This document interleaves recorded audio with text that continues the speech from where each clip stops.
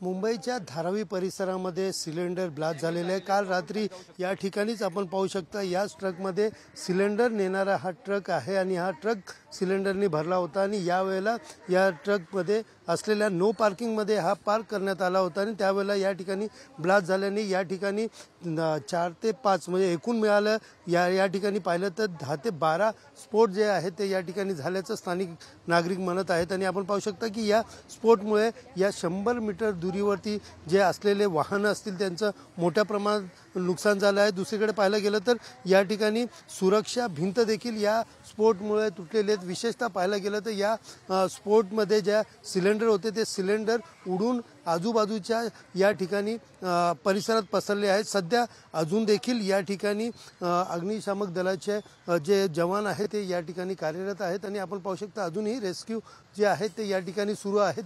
अनेक ठिकाणी जे ब्लास्ट झालेले सिलेंडर जे पडलेले आहेत त्यांचा शोध घेऊन ते त्या ठिकाणी विझवताना दिसत आहेत। एकंदरीत रात्रीची ही परिस्थिती या ठिकाणी आपण पाहिली तर या ठिकाणच्या आजूबाजूच्या 100 मीटर दूरीवरती असलेल्या सगळ्याच गाड्या ज्या आहेत त्या मोठ्या प्रमाणात या ठिकाणी नुकसान झालेलं आहे आणि त्याचबरोबर अग्निशामक दलाची जी गाडी आहे ते या ठिकाणी अजून देखील या ठिकाणी तैनात करण्यात आलेली आहेत। अनेक ठिकाणी सिलेंडर जे आहेत ते आपण पाहू शकतो की जे सिलेंडर आहे ते या सिलेंडर आता आतून रेस्क्यू करत या ठिकाणी घेऊन येत आणि ज्या पद्धतीने ते सिलेंडर उडालेत आणि सिलेंडरचं त्या ठिकाणी ज्या आपण पाहू शकता अजून एक गॅस जो आहे तर त्या ठिकाणी निघत आहेत आणि जे अग्निशामक दलाचे जवान आहेत ते अजून देखील त्याच्यावरती पाणी मारून विझवत असल्याचं या ठिकाणी दिसून येत आहेत। एकंदरीत या ठिकाणी पाहायला गेलं तरी आत्ता सध्याच्या परिस्थितीत देखील या ठिकाणी तणावाचं वातावरण असून या स्फोटमुळे कुठेतरी मोठा स्फोट झाल्याने या ठिकाणी परिस्थिती जी होती स्थानिक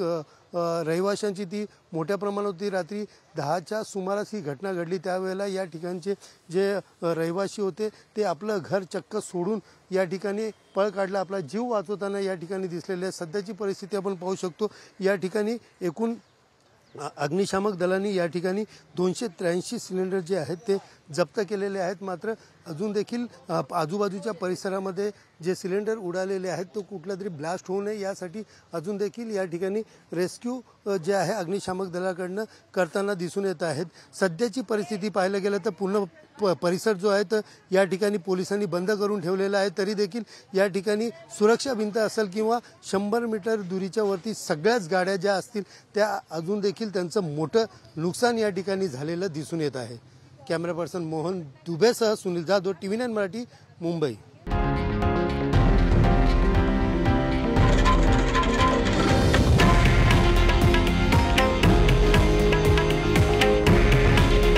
हे आहे देशातील नंबर 1 न्यूज नेटवर्क आणि आपण पाहत आहात TV9 मराठी। काळजी तुमची, हित महाराष्ट्राचं।